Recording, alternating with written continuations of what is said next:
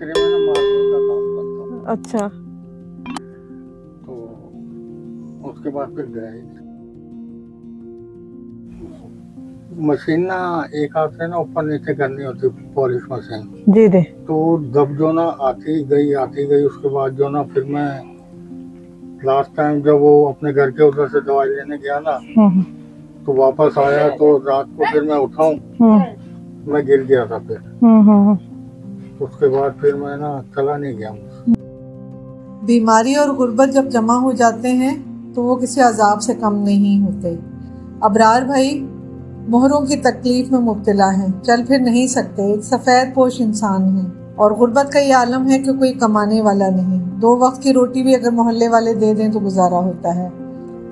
जिस घर में रह रहे हैं उसकी एक छत गिर चुकी है, माजूरी है, मजबूरी है, अजीब हाल है। एक ही बेटा है जिसको स्कूल पढ़ाने से कासिर है। हमें ऐसे लोगों को संभालना है। शऊर वेलफेयर फाउंडेशन एक रजिस्टर्ड इदारा पाकिस्तान भर में फलाही मंसूबों के जरिए इंसानियत की खिदमत कर रहा है।